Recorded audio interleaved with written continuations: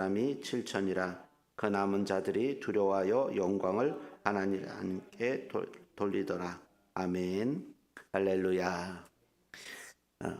오늘 우리 읽은 말씀 가지고 14만 4천인 두 증인의 사명이라는 제목으로 종말론 강의 6번째 시간 말씀 전하겠습니다. 그저께 오후에 제가 전남 영암에 있는 영복교회에서 종말론 세미나 설교를 잘하고 어저께 저녁 잘 돌아왔습니다. 잘 돌아올 수 있도록 기도해 주신 우리 성도님들께 감사를 드립니다.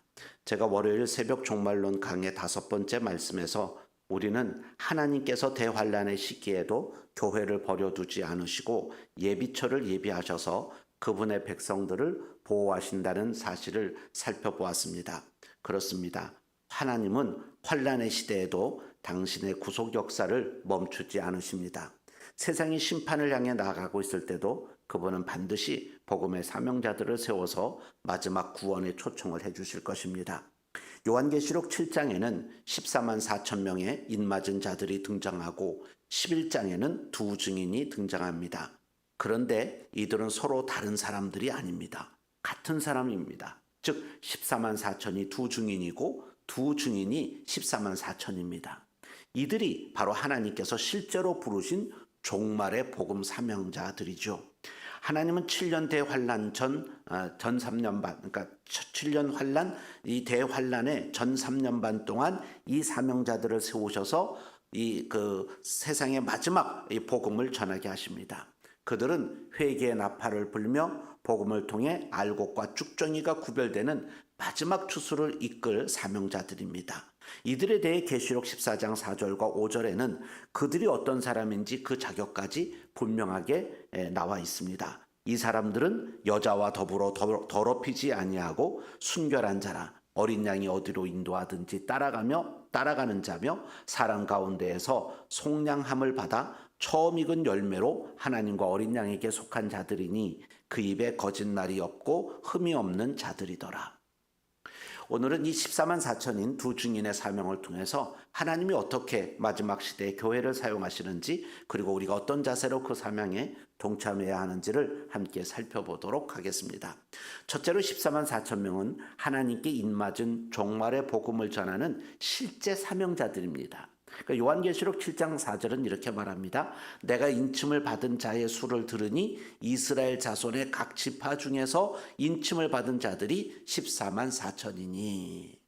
여기 나온 14만 4천이라는 것은, 이 숫자는 이 실제 문자적 인원수가 아니라 하나님께 온전히 속한 백성 중에서 택하신 완전한 수의 사명자들을 의미합니다. 그러니까 14만 4천은 어떤 그 성도의 무리를 가리키는 것이 아니라 그 성도들 가운데 하나님께서 특별히 종말의 사명을 위해서 택하신 완전한 수의 사명자들이라는 거죠. 그러니까 하나님은 심판이 시작되기 전에 이 사명자들의 이마에 인을 치십니다. 이는 그들이 하나님의 소유로 구별되었다는 표시, 즉 보호와 권세의 표이죠. 이 14만 4천 명은 7년 대환란 중 전 3년 반 기간에 활동할 복음 전도자들로 하나님께 입맞은 영적 이스라엘입니다. 그들은 종말의 복음을 증거하며 세상 가운데 마지막 회개와 구원의 기회를 선포할 것입니다. 성경을 보면 하나님은 심판 이전에 항상 구원의 문을 여신 것을 볼 수 있습니다. 노아의 홍수 이전에 방주를 주셨어요. 소돔의 멸망전에 롯을 구하셨듯이 대환란의 시작에도 하나님은 이 사명자들을 세워서 세상의 마지막 경고와 초청을 주십니다. 그러니까 그들의 사역은 두려움이 아니라 자비의 통로이죠. 그들은 세상 앞에 서서 이렇게 외칠 것입니다. 곧 주님이 오십니다. 하나님께 돌아오십시오. 아직 은혜의 시간이 남아 있습니다. 외칠 겁니다. 이처럼 14만 4천 명은 그 부르심을 받은 실제 존재하는 종말의 복음 전도자들, 하나님의 사명자들, 즉 하나님께 입맞은 자들입니다.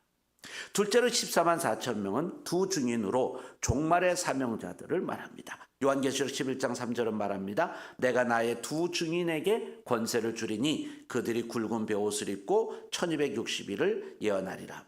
이 여기 두 증인은 14만 4천 명을 가리킵니다. 그러니까 7장은 그들이 하나님께 입맞은 사명자로 준비된 모습을 보여주는 것이고 11장은 그들이 세상 속에서 세상 속에서 복음을 전하는 사명자로 활동하는 모습을 보여주는 것입니다.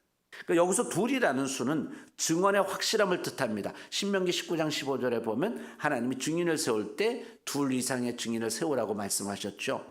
그건 증언의 확실함을 뜻하기 때문입니다. 즉 하나님은 그들의 증언이 참되고 확실하다는 걸 보여주기 위해 두 증인이라는 표현을 사용한 것입니다. 그들이 하는 사역을 보면 마치 모세와 엘리야를 연상시킵니다. 하늘에서 불을 내리고요. 또 이 강을 피로 만들고 세상의 악을 책망하고 회개를 촉구합니다. 그러나 세상은 그들의 말을 듣기는커녕 오히려 미워하고 박해한다고 했습니다. 결국 짐승의 권세가 그들을 죽이지만 하나님은 3일 반 후에 생기를 불어넣어 다시 살리시죠. 이 부활 사건은 하나님이 자신의 사명을 완성하신다는 표징입니다. 하나님께 입맞은 이 사명자들을 절대 하나님께 입맞은 사명자들은 절대 패하지 않습니다. 세상이 그들을 죽여도 하나님은 다시 일으키십니다. 그들의 부활은 복음의 승리이며 하나님의 계획이 완성됨을 선포하는 사건입니다. 따라서 두 증인 사역은 상징이 아니라 하나님께 입맞은 14만 4천 명의 이 복음 사명자들의 실제 사역 장면입니다. 그들은 환난 속에서도 꺼지지 않는 복음의 등불이죠. 셋째로 14만 4천 명인 두 증인의 사명은 예비초로 들어가기 전에 마지막 복음의 경고이자 은혜의 초청입니다. 하나님은 전산년반 동안 이 14만 4천 명의 사명자들을 세워서 두 증인의 사명으로 종말 복음을 선포하게 하십니다. 그들의 사역은 심판 이전의 마지막 은혜의 기간이에요. 이 기간이 끝나면 하나님은 그 사명자들의 사역을 마치게 하시고 신부로 단장된 교회를 예비초로 옮기십니다. 그곳에서 교회는 남은 3년 반의 환난을 피하게 되지요. 그러니까 14만 4천 명의 사명은 예비초로 들어가기 위한 마지막 복음 초청입니다. 그들의 사역을 통해서 회개한 자들은 구원받고 완악한 자들은 심판에 들어갑니다. 이것이 바로 알곡과 쭉정이가 구분되는 영적 추수 기간입니다.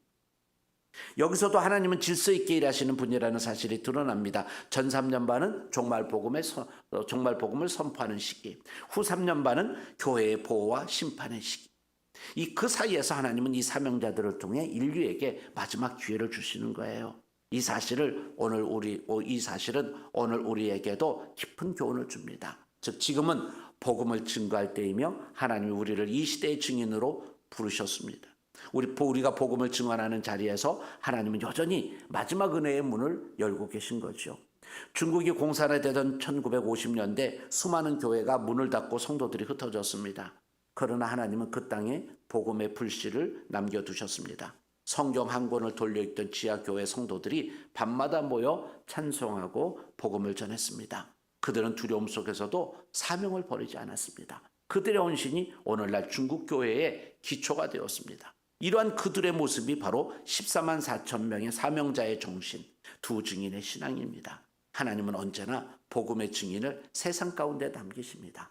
세상의 교회를 짓밟아도 그분의 사명자는 절대 사라지지 않습니다. 사랑하는 여러분, 14만 4천 명과 두 증인은 서로 다른 존재가 아닙니다. 그들은 하나님의 구속사 안에서 같은 사명을 수행하는 실제 복음 사명자를 말합니다.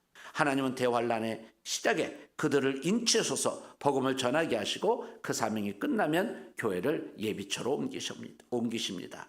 이 모든 것은 우연이 아니라 하나님의 완전한 이 구속의 질서 가운데 이루어지는 일입니다. 그러므로 우리는 두려워할 필요가 없습니다. 두려워하지 말고 이 시대의 복음 증인으로 서야 합니다. 하나님은 지금도 복음 증거의 사명을 맡길 사람을 찾고 계십니다. 그 부르심에 응답하는 자가 바로 이 시대의 14만 4천 명이며 두 증인의 길을 걷는 자입니다. 기도하시겠습니다.